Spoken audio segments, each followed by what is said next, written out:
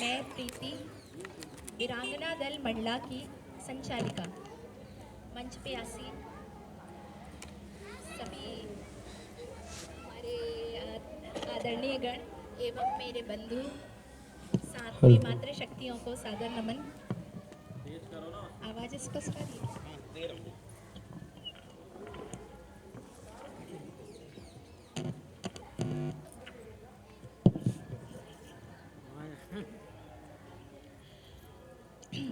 सबसे पहले मैं हमारे राष्ट्र की नींव की बात करूंगी। हमारा राष्ट्र जो है वो 5 मुख्य तत्वों पर आधारित है शास्त्रों के अनुकूल। सबसे पहले स्त्री, पहला जैसे स्त्री धन कहा जाता है, दूसरा है पशुधन, तीसरा है हमारे सबसे प्रमुख है जो शिक्षा, जो अनिवार्य है, फिर है चिकित्सा और है कृषि। ये 5 है। मेरा सबसे पहले उद्बोधन तो रहेगा मातृशक्ति पर, लेकिन मैं थोड़ा थोड़ा बाकियों के बारे में भी बोलना चाहूँगी। बहुत तेज उधर आ जाऊँगी। नहीं, वो तार लीड छोटा है ना ठीक है, खड़े होके ठीक है।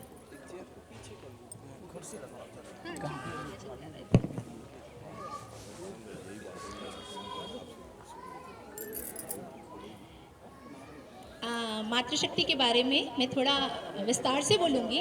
उससे पहले पशुधन, जो हमारा पशु गौ, जैसे पशु हम गाय माता को बोलते हैं, सबसे प्रमुख हमारे घरों से पशु मतलब गाय को हटा दिया गया और गाय की जगह कौन ले लिया? कुत्ता। हर घर में अब कुत्ता हो गया है। जो सबसे नींव थी उसको किस तरीके से हटाया गया वो आप लोग चिंतन करिएगा। दूसरा चिकित्सा के क्षेत्र पे बोलूँगी, जो हमारा आयुर्वेद था, आयुर्वेद अब घर घर से हट गया है। पहले रसोइयों में बोलते थे कि चिकित्सा हमारे हर माताओं को पता था, कट जाता था तो हल्दी लगा देती थी, सबको पता था। माताएं बैठी हैं वो बड़े अच्छे से बता रही है, छोटी छोटी चीज़ों में घर से ही हो जाता था, जाना नहीं पड़ता था, ना ही फास्ट एड बॉक्स रखना पड़ता था किसी को। अब ऐसा हो गया है कि फास्ट एड बॉक्स रखना पड़ रहा है। रसोई होने के बाद, भारतीय होने के बाद हमारे घर में फास्ट एड की आवश्यकता ही नहीं है। हमारे इतने आसपास में पौधे हैं, उसके लिए फास्ट एड की आवश्यकता है क्या? लेकिन हमारे एलोपैथिक ने ये सारा सब कुछ हटा दिया, आयुर्वेद को पूरा खत्म ही कर दिया है। तीसरा है हमारा, तीसरा नहीं चौथा, शिक्षा। ना ठीक है, उठा के ले आओ टेबल। हाँ। आप लोग को आवाज जितनी आ रही है उस हिसाब से लीड आप तक आगे तक आ जाएगी ना, सारी फिर है शिक्षा। शिक्षा हो गई पूर्णतः मैकाले शिक्षा। हमारी जो देसी शिक्षा थी वो खत्म ही हो गई। गुरुकुली व्यवस्था, जिसमें एक बच्चा छोटे संस्कारों से परिपूर्ण होता था, वो अब बिल्कुल समाप्त हो गई है। जिसमें नैतिक शिक्षा प्रमुख रहता था, कैसे बच्चों को पालन पोषण कैसे किया जाए, कैसे रहे, ये सारी व्यवस्थाएं गुरुकुल से होती थी। फिर है हमारा कृषि व्यवस्था। कृषि व्यवस्था भी बिल्कुल समाप्त हो गया। आजकल कोई भी बालक या बालिका पढ़ने स्कूल जाती है, उसको बोलो क्या बनना है, कोई भी बालक नहीं बोलेगा मुझे कृषि बनना है। कोई भी बालक नहीं बोलेगा कलेक्टर इंजीनियर, ठीक है, बाकी डॉक्टर जो बनना है, लेकिन कोई भी कृषि, जिसमें हमारा देश था कृषि प्रधान देश, लेकिन कृषि बिल्कुल समाप्त हो गया है। और खासकर अब तो और नीचे की ओर जा रहा है। क्यों जा रहा है? क्योंकि अभी जो आ रही है ना फसलें, हाइब्रिड के नाम पे बीज आ रहा है। हाइब्रिड पूर्णतः ही सबको समाप्त करने के लिए है। हाइब्रिड के बीज से बीज उत्पन्न नहीं हो सकता, फिर बीज नहीं बन सकता। 3 साल हो सकता है हाइब्रिड की। पहले क्या होता था, मक्के को अपन रख देते थे, घर पे टंगा दिया जाता था। क्यों माता जी? टंगा दिया जाता था ना। उसके बाद क्या करते थे, उससे एक बीज से कई गुना फसल हमको मिलता था। घर पे हमको बाजार तक पहुंचने की आवश्यकता नहीं थी।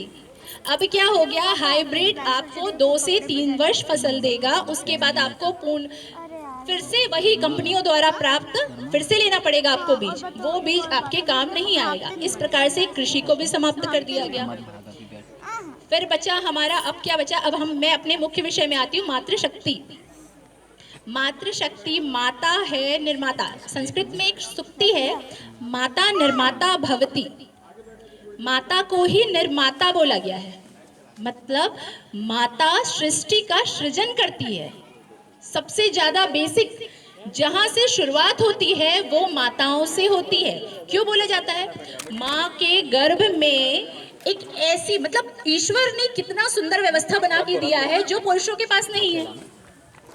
एक गर्भ शिशु का पालन करना, किसी के इतना, मतलब इतना अच्छा सुख का अनुभव करना सिर्फ माताओं के हाथ में है। अब वो माता को हमने कैसा कर दिया है, कैसी हो गई है माता? जो पहले होती थी माता निर्माता, निर्माता का बोला गया है। सृष्टि का सृजन कैसे होता था? सृष्टि का सृजन संस्कारों से। संस्कार होते थे पहले 16 संस्कार। 3 संस्कार होता था।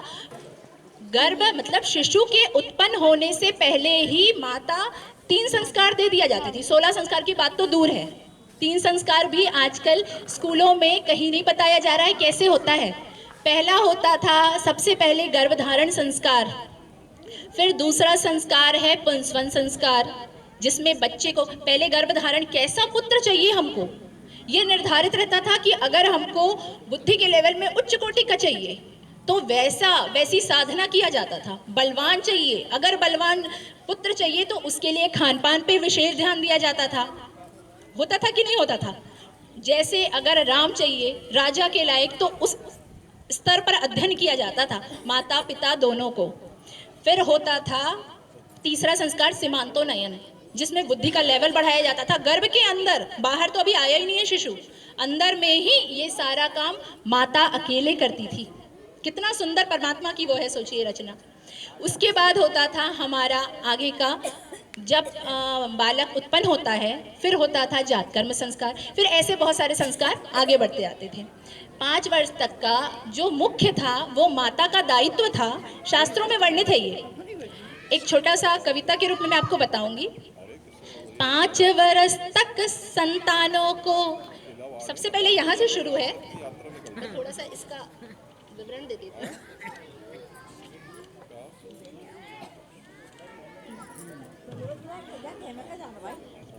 ऐसे हो लाल पैदा खेले जो गोलियों से, भूमि को तृप्त कर दे श्रद्धा की झोलियों से, गूंजे ये देश मेरा शेरों की बोलियों से, बिस्मिल गुरु भगत सिंह वीरों की टोलियों से, इनको वतन की खातिर फांसी पे भी हंसा दे। मतलब कितना सुंदर था कि कैसे लाल पैदा हो, ये आजकल कहीं सुनाई नहीं देता है।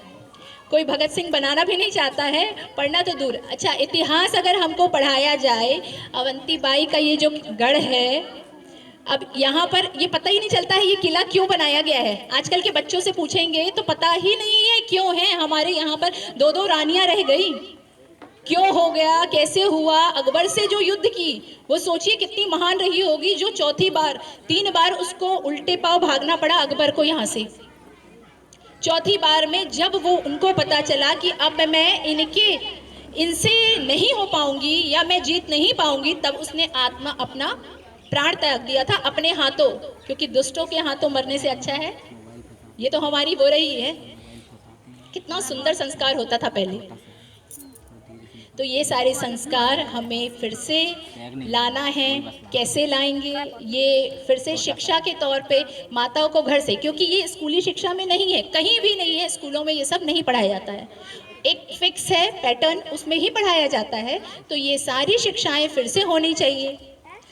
इसके बाद मैं एक छोटा सा और बताना चाहूँगी। भगत सिंह का एक लाइन है, हम बचाते रहे चोरों से भेड़ें अपनी, हम बचाते रहे चोरों से भेड़ें अपनी, मगर हम उनका क्या करें जो चारागाह चुरा कर ले गए।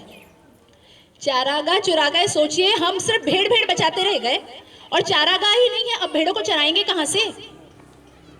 तो हम अपने वंश हिंदू बचाते रह गए, लेकिन जो नींव है, जो बच्चे, जो नींव है वो तो है ही नहीं। वो कहाँ गए? वो शिक्षा, वो सब कुछ परिवर्तित होते जा रहा है। हम बचा के किसको बचाएंगे? जो हम जैसे आप जैसे बैठे हैं, क्या इनको बचाने बस से हमारा आगे का संस्कृति चल जाएगा, हमारा वंश बढ़ जाएगा? जो बच्चे, अब जो नींव है, जो जड़ है, वो नहीं रहेगी तो कुछ नहीं है। बीज बचाना बहुत इम्पोर्टेंट है अभी के समय में, और बीज हैं बच्चे। तो बच्चों पे कैसे काम करना है, इस पे थोड़ा सा भाई साहब लोग बताएंगे अभी कैसे क्या होगा और आगे का।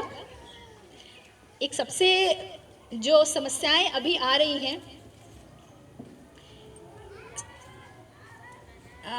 जो स्कूलों में शिक्षा के कमी के कारण आ रही है, लिव इन रिलेशनशिप हो गया। बच्चों में जहां संस्कार होने चाहिए थे, वहां पर इन सबको क्या मिल रहा है? मान्यता प्राप्त हो रही है। लिव इन रिलेशनशिप को मान्यता प्राप्त हो रही है, एक्स्ट्रा मैरिड अफेयर को मान्यता प्राप्त हो रही है। बताइए, जहां गौरव का विषय था नारी, उनको क्या बना दिया गया? कहाँ अंबाला, हमारे यहाँ कहाँ सीता, कैकेयी, कौशल्या, ऐसी नारियां हुई, और कहाँ गया वो देश मेरा? तो इसके साथ में मैं अपनी बात को, ज़्यादा समय हो गया है वैसे, यहीं पर मैं अपनी बातों को विराम देती हूँ। धन्यवाद।